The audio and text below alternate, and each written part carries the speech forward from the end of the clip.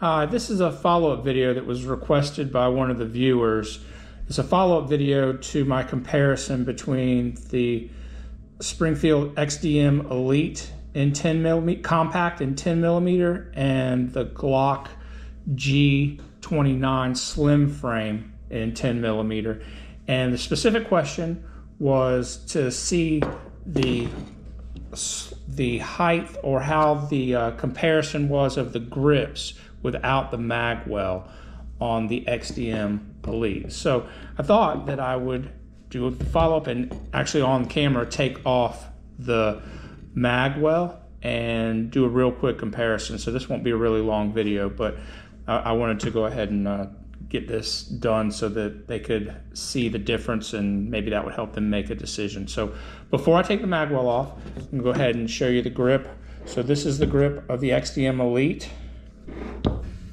and I get a full 3 fingers on it, although my third finger, even get up as high as I can, even though my third finger actually is right up against the Magwell right here.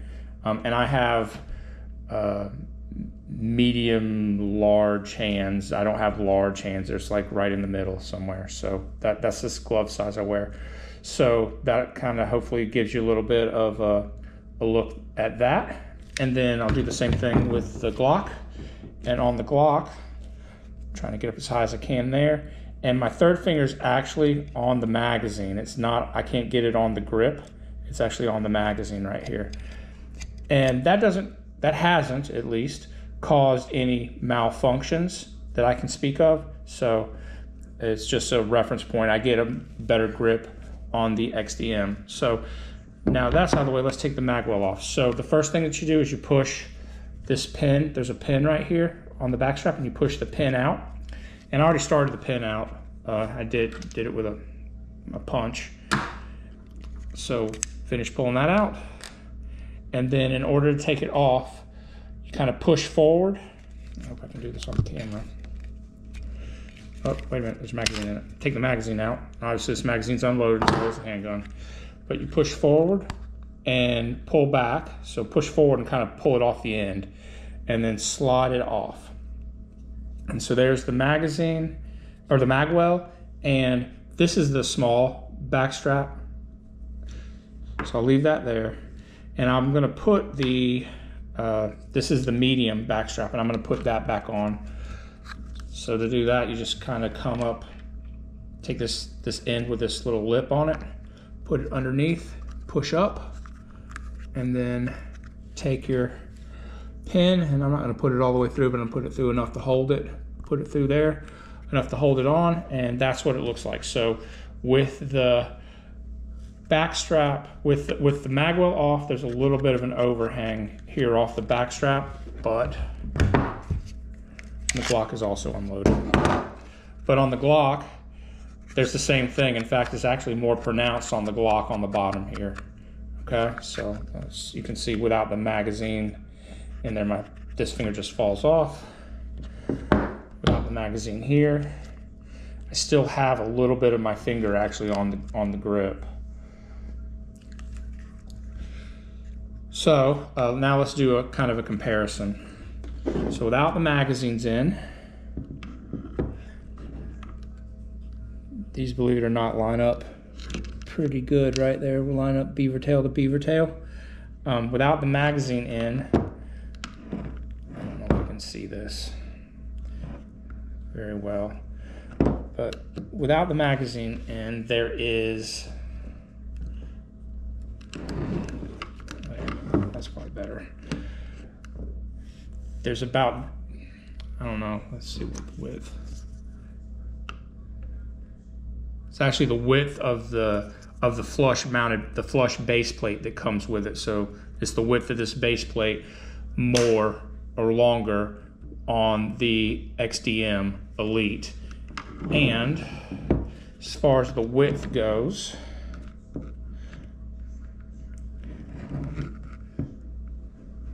the Glock is actually a slight bit wider in the grip. Even though it doesn't look like it, it's wider in the grip, especially towards the top towards the beaver tail or whatever of the firearm. The XDM thins out there a bit more, so the Glock is a little wider all the way up, where the XDM thins out even more towards the beaver tail. And I can actually feel that when I get a purchase on the gun. I can actually feel that. I feel like I've got a bit better grip there because my thumb goes into this groove, whereas with the Glock, there's a groove there, but it doesn't really feel like it thins out that much. So that is what it looks like without the magazines in. So now the XDM comes with magazine plates that are for using with the Magwell in, as well as these flat plates when the Magwell is out. So I'll go ahead and I'm not going to switch the plates out, but I'll show you what it looks like with a magazine in the XDM. So this is with the Magwell the Magwell floor plate in there. So, and I get a full, actually my finger goes across that real easy and it sticks out a little bit. So if, pretend like this wasn't here, it would actually be that. That's really and truthfully the width of it, so it kind of blocks it off. I don't know if that's focusing really well, but that would be how far down it sticks out. So it would almost be pretty much flush with that part that hangs down on the back end. And then again, the magazine in the Glock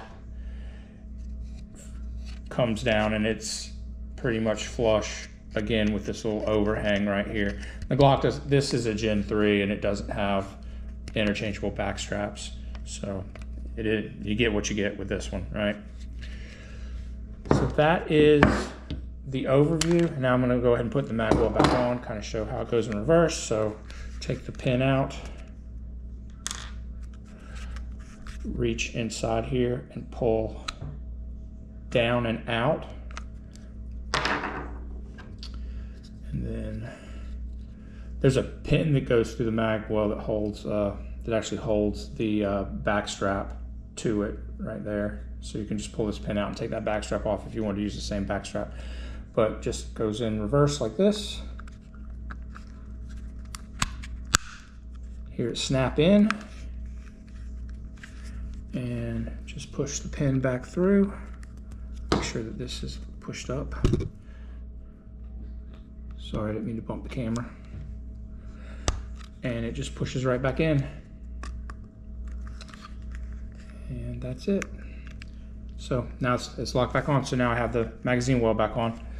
So anyway, I hope that this short video was helpful to anyone that was wanting to compare the XDM Elite to the Glock 29 slim frame with the magazine well off. I didn't see a whole lot of videos showing taking the magazine well off in a comparison here, but so hopefully this was helpful. And if you have any questions, go ahead and leave them in the comments. If you do subscribe to my channel, or even if you don't subscribe to my channel and you have any questions to see anything extra from what I've shown, you know, like take something apart or whatever, just leave it in the comments, and I don't mind doing that. So if this is your first time watching one of my videos, I'd appreciate it if you would like and subscribe to my channel and check out my playlist. I've got a playlist with a lot of different rifles and handguns, some shooting, and I'm going to be doing some hunting videos here shortly, as well as some night vision and thermal videos, because I've got some thermal equipment that I kind of wanted to show people and give a reason why you probably should want to add thermal to your list of equipment, either for hunting or even if you're not a hunter, why you might want to have thermal in your equipment list. So anyway, like and subscribe to my video or channel, and have a wonderful rest of your day. Thank you.